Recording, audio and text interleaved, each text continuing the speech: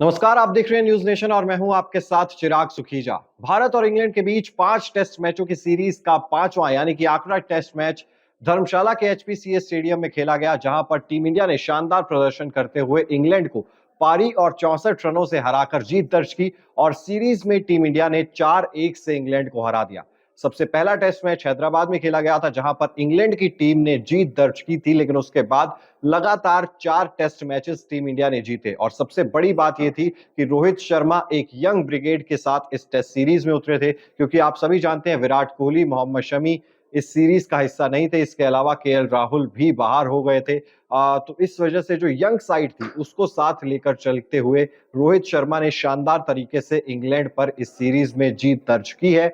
लेकिन सभी के मन में यह सवाल आ रहा है कि आखिर बेसबॉल से कहां चूक हो गई, इंग्लैंड से कहां चूक हो गई, क्योंकि जिस तरीके से सफलता मिलती आ रही थी इंग्लैंड को टेस्ट क्रिकेट में इस तरीके से खेलने पर, वो आखिरकार इंडिया में आकर टूट गई है। और उसके बाद सवाल ये उठ रहे हैं कि बेन स्टोक्स से आखिर कहां पर चूक हो गई। और पोस्ट मैच प्रेस कॉन्फ्रेंस में यानी कि मैच के बाद प्रेस कॉन्फ्रेंस में बेन स्टोक्स आए, इंग्लैंड के कप्तान, उन्होंने काफी सारी चीजों पर बातचीत भी की है, लेकिन कहीं ना कहीं अपने खिलाड़ियों पर ही उनकी नाराजगी जो थी वो दिखाई दे रही थी।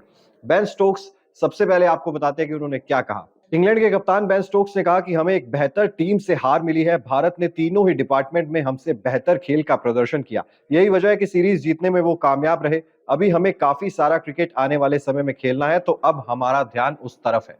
तो सबसे पहले तो बेन स्टोक्स ने टीम इंडिया की तारीफ की है, तीनों डिपार्टमेंट्स यानी कि बैटिंग, बॉलिंग और फील्डिंग में भी उन्होंने ये चीज एक्सेप्ट की है कि टीम इंडिया ने बेहतर प्रदर्शन किया था।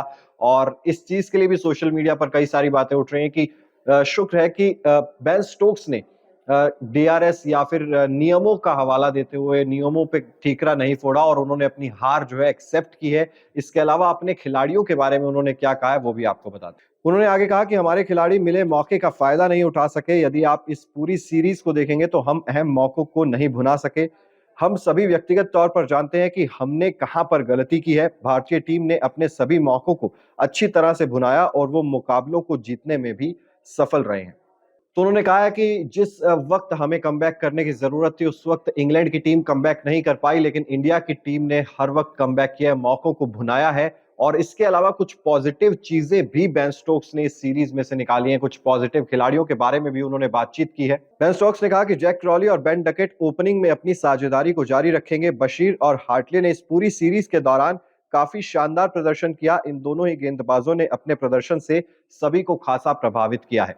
तो उन्होंने तारीफ की है स्पिनर्स की भी, चाहे वो टॉम हार्टली हो चाहे शोएब बशीर हो। इसके अलावा ओपनिंग स्टैंड जो था जैक क्रॉली और बेन डकेट का, उन दोनों खिलाड़ियों की भी बेन स्टोक्स ने तारीफ की है। लेकिन सवाल यही है कि मिडिल ऑर्डर जो इस पूरी सीरीज में इंग्लैंड की कमजोरी बना हुआ था, क्या इसी वजह से इंग्लैंड की टीम को हार मिली है? क्योंकि अगर आप देखेंगे तो ना बेन स्टोक्स खुद कप्तान के बल्ले से रन आ रहे थे, ना जॉनी बेस्टो के बल्ले से रन निकल रहे थे। बेन फोक्स भी पूरे तरीके से फ्लॉप हो गए थे। इसके अलावा ओली पॉप भी देखेंगे तो वो पहले टेस्ट मैच में 196 रनों की पारी जरूर आई थी, लेकिन उसके बाद बाकी के जो 4 टेस्ट मैचेस थे उसमें बुरी तरीके से ओली पॉप भी फ्लॉप साबित हुए थे। तो ये सब बातें प्रेस कॉन्फ्रेंस में जो बेन स्टोक्स ने कही हैं। अब इन सब बातों के बारे में आपका क्या मानना है, कमेंट बॉक्स में जरूर बताइए। इसके अलावा अगर अभी तक आपने सब्सक्राइब नहीं किया है न्यूज नेशन को, तो जल्द से जल्द सब्सक्राइब भी कर दीजिए।